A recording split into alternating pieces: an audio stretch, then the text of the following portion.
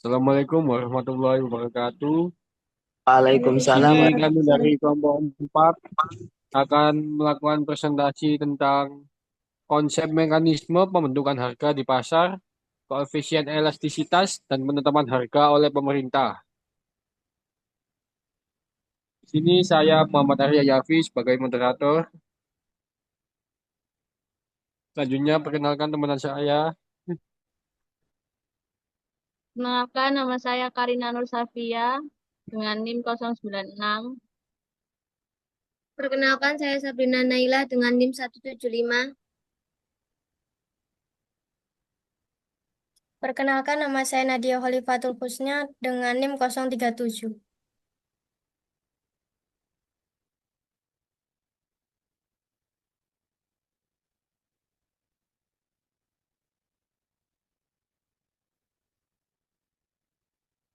Selanjutnya kami akan menjelaskan tentang slide pertama yaitu slide pertama.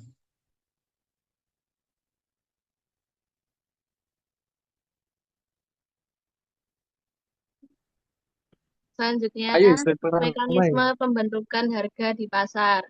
Mekanisme pembentukan harga di pasar didasarkan pada interaksi antara penawaran atau supply dan permintaan atau demand.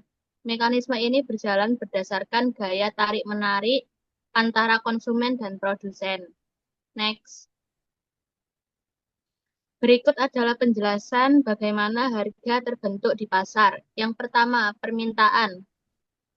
Permintaan adalah kondisi di mana jumlah barang atau jasa yang diinginkan pada konsumen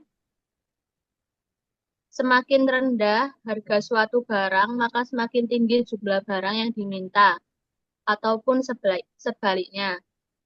Yang kedua, penawaran adalah kondisi ketika jumlah barang atau jasa yang ditawarkan produsen akan semakin tinggi apabila harga yang ditawarkan juga semakin tinggi. Selanjutnya, harga keseimbangan.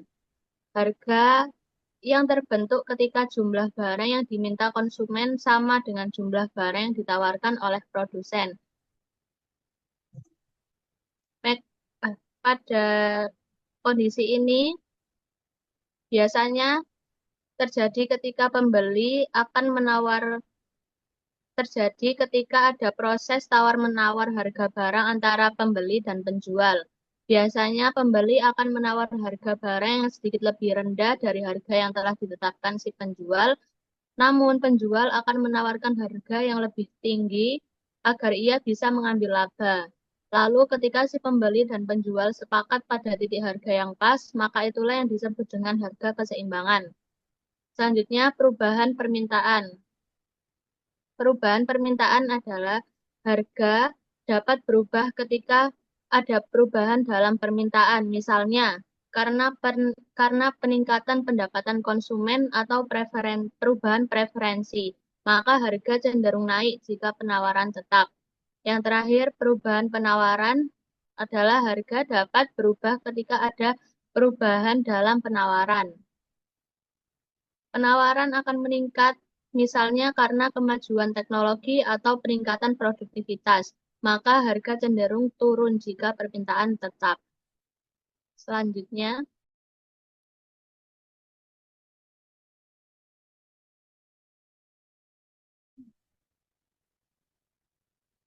Koefisien elastisitas. Koefisien elastisitas adalah nilai yang menunjukkan perubahan jumlah permintaan atau penawaran jika harga sebuah barang mengalami perubahan. Cara mencari koefisien elastisitas yaitu menggunakan rumus E sama dengan P per Q dikali delta Q per delta P. Atau bisa juga dengan E sama dengan presentase delta Q per presentase delta P. Elastisitas penawaran dibagi menjadi dua, yaitu permintaan dan penawaran.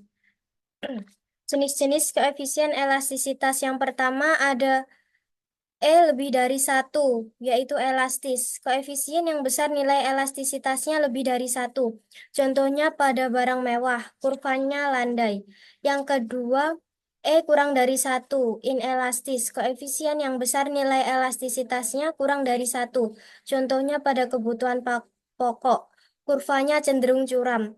Yang ketiga, E sama dengan 1, uniter. Pertengahan antara elastis dengan inelastis, contohnya barang elektronik. Kurvanya lurus dengan kemiringan tertentu. Yang keempat, E sama dengan tak terhingga, elastis sempurna. Koefisien yang besar nilai elastisitasnya tak terhingga, contohnya pada bumbu dapur. Kurvanya horizontal, menggambarkan berapapun barang yang ditawarkan berubah, maka harga barang cenderung tetap. Yang terakhir, E sama dengan 0, yaitu inelastis sempurna. Koefisien yang besar nilai elastisitasnya sama dengan 0. Contohnya pada obat-obatan. Kurvanya vertikal, menggambarkan berapapun harga barang tersebut, maka permintaan tidak akan berubah. Perbedaan koefisien elastis sempurna permintaan perbedaan kurva pada elastis permintaan dengan penawaran yaitu jika pada permintaan menurun dari kiri atas ke kanan bawah menunjukkan ketika harga naik jumlah barang yang diminta cenderung turun dan sebaliknya. Jika pada kurva penawaran perbedaannya menanjak dari kiri bawah ke kanan atas yang menunjukkan ketika harga naik jumlah barang yang ditawarkan juga meningkat. Gitu pula sebaliknya. Kemudian dilanjutkan oleh teman saya.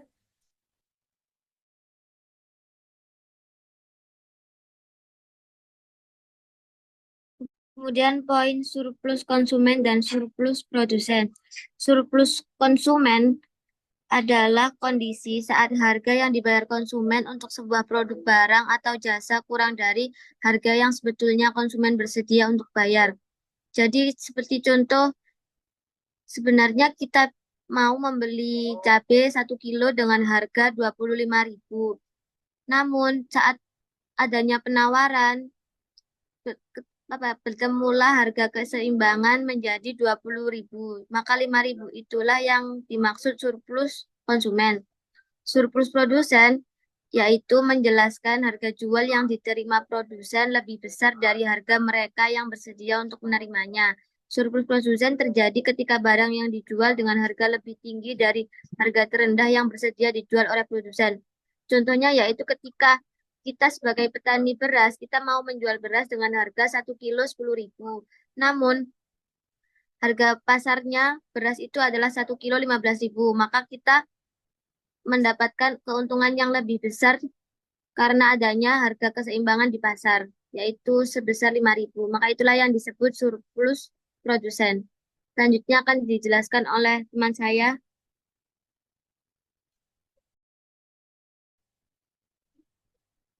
Hukum harga.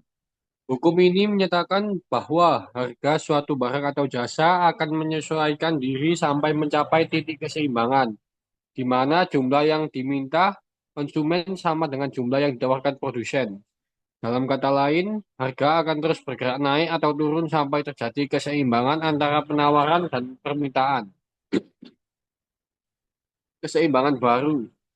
Keseimbangan baru terjadi ketika ada perubahan dalam faktor-faktor yang memengaruhi penawaran atau permintaan, seperti perubahan selera, pendapatan, biaya produksi, atau teknologi. Perubahan ini menyebabkan pergeseran kurva permintaan atau penawaran, yang pada gilirannya mengubah harga keseimbangan dan jumlah barang yang diperdagangkan di pasar. Selanjutnya akan dijelaskan oleh teman saya. Di sini saya akan menjelaskan tentang kebijaksanaan pemerintah. Kebijaksanaan pemerintah kebijaksanaan penetapan harga oleh pemerintah. Pemerintah dapat menetapkan harga secara langsung maupun tidak langsung untuk menentukan harga pasar. Yang pertama ada penetapan harga minimum atau disebut floor price. Kebijakan ini dilakukan untuk mencegah harga jatuh di bawah tingkatan tertentu sehingga tidak ada tengkulak yang membeli produk di luar harga yang ditetapkan pemerintah. Yang kedua ada penetapan harga maksimum atau disebut ceiling price. Kebijakan ini dilakukan untuk melindungi konsumen jika harga pasar dianggap terlalu tinggi di luar batasnya daya beli masyarakat. Slide selanjutnya. Yang ketiga, kebijakan pajak. Kebijakan pajak ini dilakukan dengan mengenakan pajak yang berbeda-beda untuk berbagai komoditas. Misalnya, pemerintah dapat meningkatkan tarif pajak yang tinggi untuk barang impor untuk melindungi produsen dalam negeri. Yang keempat, pemberian subsidi. Kebijakan ini dilakukan untuk mengatasi keadaan shortage sehingga pemerintah dapat terpenuhi pada tingkat harga eceran terendah. Penetapan harga oleh pemerintah juga dilakukan untuk antisipasi ketidakseimbangan harga barang yang disebabkan oleh ketidakjujuran pedagang dalam melakukan jual beli.